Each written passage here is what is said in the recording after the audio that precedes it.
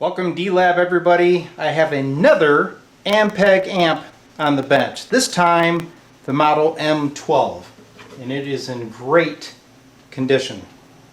It was in such nice physical condition that I had elected to go ahead and have the Jensen concert speaker reconed. So that's good to go. But the amp does have a major problem. I'll show you that. It's up there in the corner. What we're going to do is remedy the situation with a new Hammond power transformer. Let me zoom in, show you the battle damage. I've got some lighting on the chassis so you can see the damage. You can see the power cord has been cut, and that was for a good reason.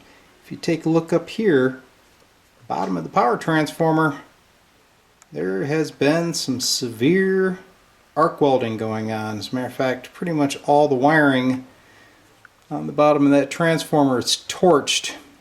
I don't see any damage down the line. The rest of the amp looks 100% original. So I believe something went wrong, possibly something shorted out on the filter cap, and she started boiling. There's a lot of torch marks all around the chassis.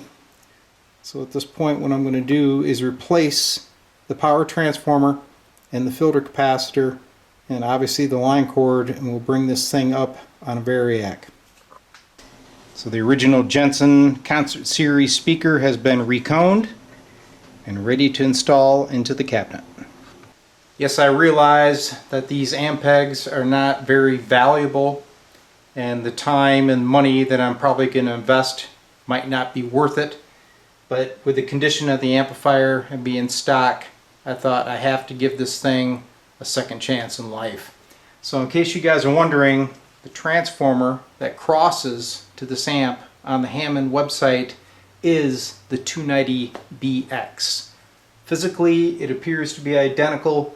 I think it's a little bit taller than the transformer that's in there, but the hole patterns should match right up. So I'm going to get the chassis pulled out, get this installed, pop in a filter cap, and we'll see if we can breathe some life into the Ampeg M12.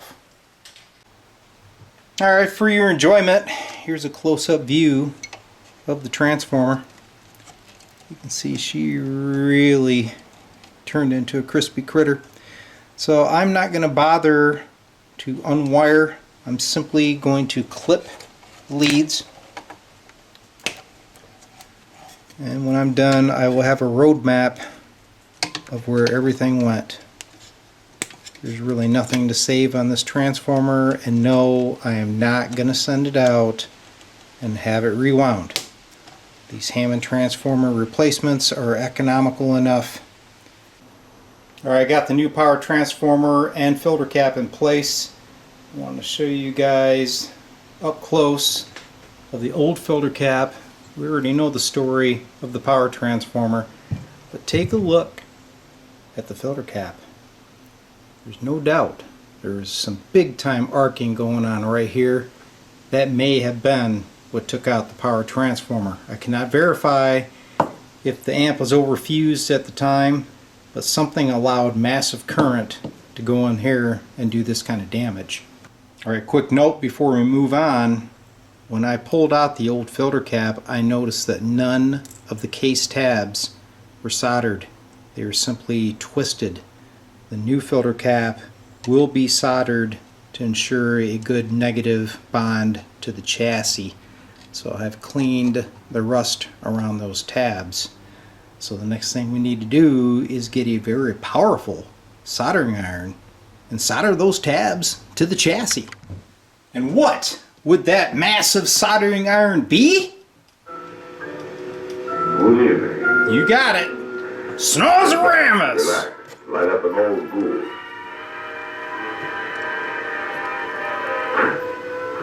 A lot of people wonder where ghouls come from.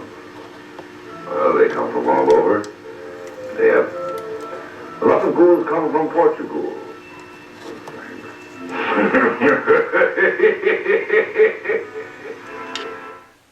Alright, Snozzeramus took care of that filter cap mounting. Now I need to lace the power transformer wiring, get things hooked back up, pop in some 6v6s and we'll give this amp an initial test.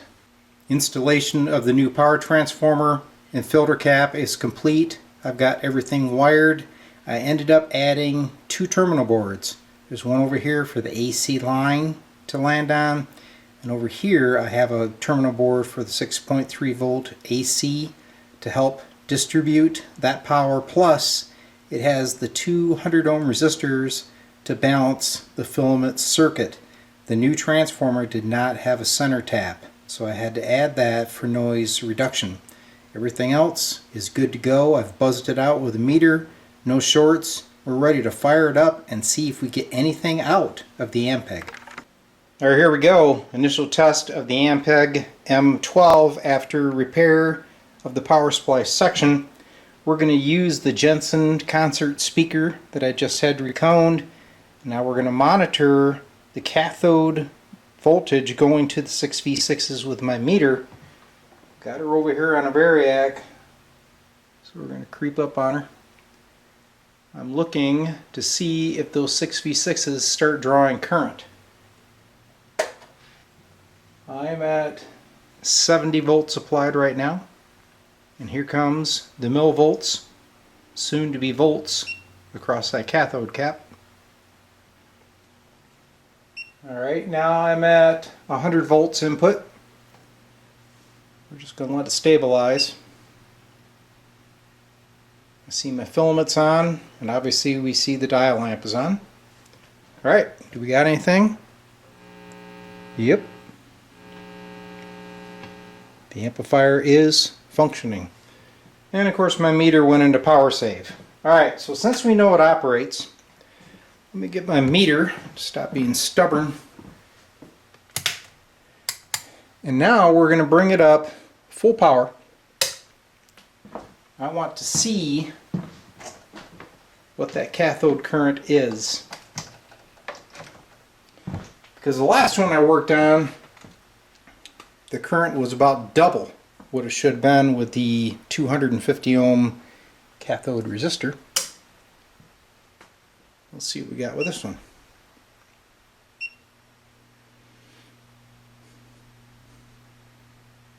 So right now I've plugged it in full line voltage. No smoke. That's a good sign, huh? Alright, let's call that 22 volts. Okay? So if we have 22 volts divided by the 250 ohm resistor, that's 88 milliamps divided by 2. That's 44 milliamps per tube. That's really working those 6v6s. So I will be replacing the cathode resistor and get that current under control. And of course I'm going to recap the entire amp because those red paper caps are bound to cause problems. Alright, so great news for the Ampeg M-12 amplifier. After repairing the power supply, she fired up and produced sound again. It was well worth the cost of materials and time that it took just for me to see that happen. This amp is on the road to recovery. And of course, none of it would have been possible without the assistance from Snozzeramus. So in the next video, I'll recap this thing. We'll do a live demonstration. But the Ampeg M-12 is almost ready for prime time. We'll see you guys again.